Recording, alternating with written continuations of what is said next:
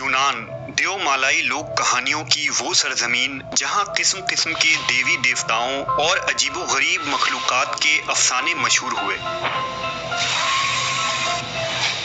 बदतरीन शिर्क में मुलव्विस होने के बावजूद उन्हें तारीख की सबसे ज़हीन तरीन तहजीब क्यों करार दी जाती है?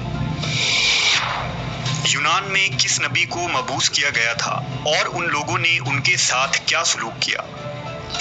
आज हम तारीख की सबसे पुरअसरार और दिलचस्प सरजमीन यूनान के मुताल्लिक जानेंगे।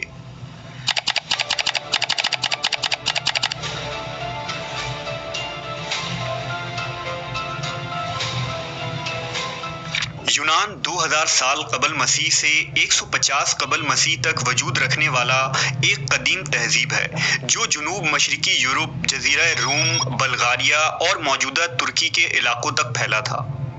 मुस्लिम मवर्रखीन यूआन नामी शख्स को कदीम यूनानी कौम का जद्द अमजद करार देते हैं जिसने मुल्क यूनान को आबाद किया था। यूनान दरअसल यूआन का ही दूसरा नाम था जो हजरत नूह अलैहिस्सलाम के बेटे याफिस का बेटा था। कदीम यूनान में आबादी के आसार 7000 कबल मसीह से पहले के मिलते हैं। उस दौर में यूनानी लोग छोटे छोटे खेती बाड़ी वाले देहातों में बिखरे हुए थे। आहिस्ता आहिस्ता ये देहात बड़े होने लगे और तामीरात का सिलसिला शुरू हुआ। उन्होंने हुकूमतें तैयार की और तरक्की याफ्ता शहरें आबाद की। उन तमाम शहरी इलाकों में देवताओं और देवियों को एक खास मकाम हासिल था। अलग अलग इलाकों में मुख्तलिफ देवी देवताओं की पूजा होती थी जिनके लिए बड़े और आलीशान मंदिर बनाए जाते थे।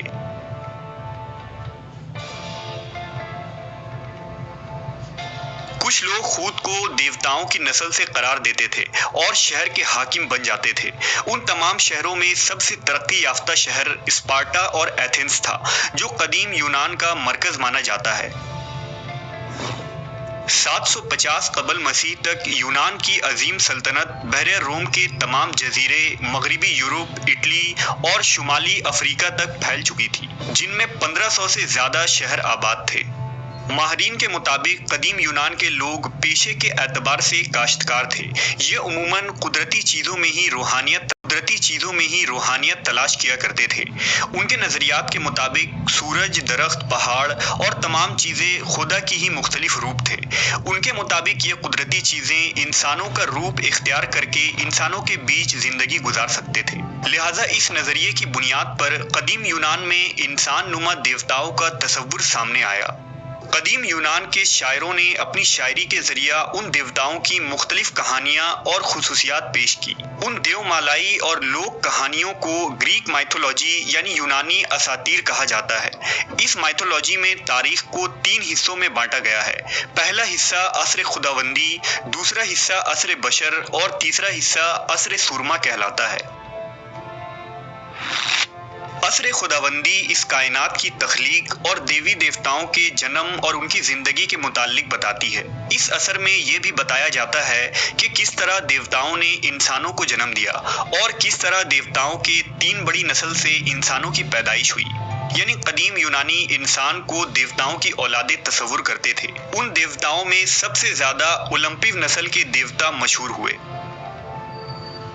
असर बशर के दौर में देवताओं और इंसानों की मेल मिलाप के अफसाने हैं जिनमें देवी देवताओं ने इंसानों से जिनसी ताल्लुकात बनाए। और तीसरा हिस्सा यानी असर सुरमा की तारीख में ये बताया जाता है कि इंसानों ने देवताओं से बगावत कर दी मगर कुछ देवताओं ने इंसानों की मदद की और इंसानों ने इस जमीन पर अपनी हुकूमत कायम की। उस दौर की तारीख थोड़ी वाज़ेह नजर आती है जिसमें ट्रॉय की जंग काबिले जिक्र है। ग्रीक माइथोलॉजी के मुताबिक एक लंबे अरसे तक टाइटन्स देवताओं ने इस जमीन पर हुकूमत की जिनमें बड़े बड़े सूरमा पैदा हुए और फिर एक वक्त ऐसा आया कि टाइटन्स की जगह ओलंपिव देवताओं ने ले ली जिनमें पोजाइडन और ज़्यूस ताकतवर तरीन देवता पैदा हुए जिन्होंने टाइटन्स देवता से जंग की।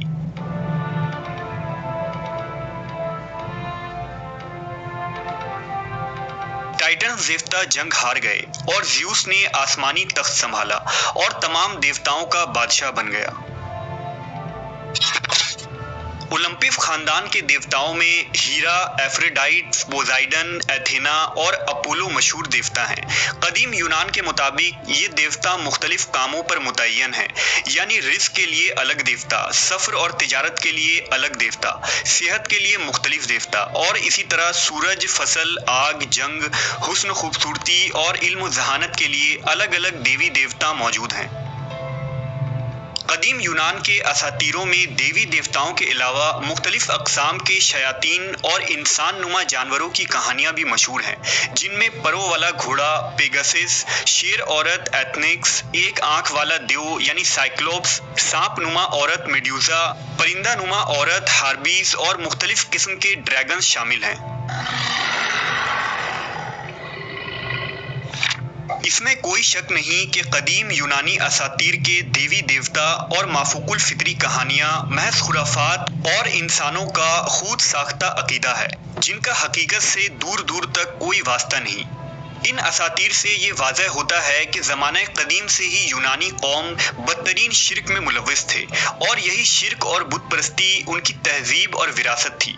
अलबत्ता उन असातीर के मुताले से ये इल्म होता है कि यूनानियों का मजहबी जहन कैसा था, नेज़ वो किस तर्ज फ़िक्र की ज़िंदगी गुजारा करते थे। कदीम यूनानी और आर्या कौमों ने जब तारीख में मशरिक की तरफ हमला किया और यहाँ आकर आबाद हुए तो ईरान और बर्रे सगीर की कौमें भी उनसे मुतासिर हुईं। यही वजह है कि हिंदुस्तान के वैदिक तहजीब और देवी देवताओं की लोक कहानियाँ बहुत हद तक उन यूनानी असातीर से मिलते जुलते नजर आते हैं। यूनानियों ने अपनी फौजी महारत की बुनियाद पर न सिर्फ पूरी दुनिया पर एक लंबे अरसे तक हुकूमत की थी, बल्कि इंसानियत को अरस्तू और अफलातून जैसे फलसफी से भी नवाजा है।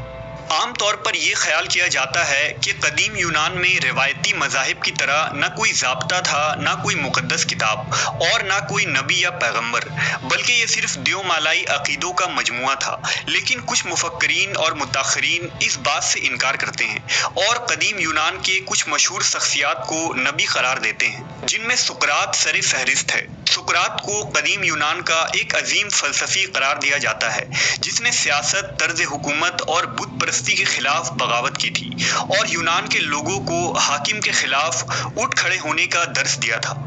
सुकरात निहायत ही आला इखलाक का मालिक था, बुलंद किरदार, हक परस्त और मुफक्किर उस्ताद था। सुकरात ने उम्र के आखिरी हिस्से में यूनान के तमाम देवताओं का इनकार कर दिया था, जिसके पादास में जमहूरिया एथेंस की अदालत में 391 कबल मसीह में उसे खुदकशी की मौत की सजा सुनाई गई और इस तरह सुकरात ने जहर का प्याला पीकर अपने नजरियात पर जान दे दी।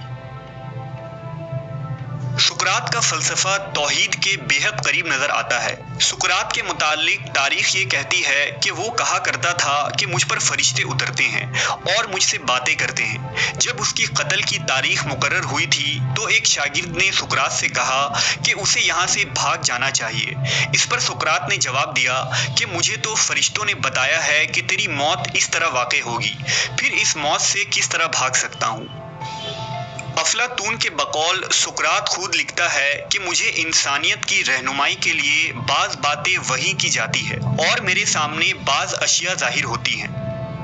बाज़ उलमा ने यह भी लिखा है कि कुरान हकीम में हज़रत लुकमान के नाम से जिस अजीमुल मर्तबा हस्ती का जिक्र किया गया है वो दरअसल सुकरात ही है। लेकिन चूंकि कुरान और हदीस या किसी मुस्तनिद ज़राए से इस बात की कोई तस्दीक नहीं मिलती, लिहाजा इस नज़रिए पर सिर्फ क़यास आराई ही की जा सकती है।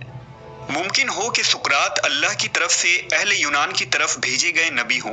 बहरहाल हतमी तौर पर तो ये दावा नहीं किया जा सकता।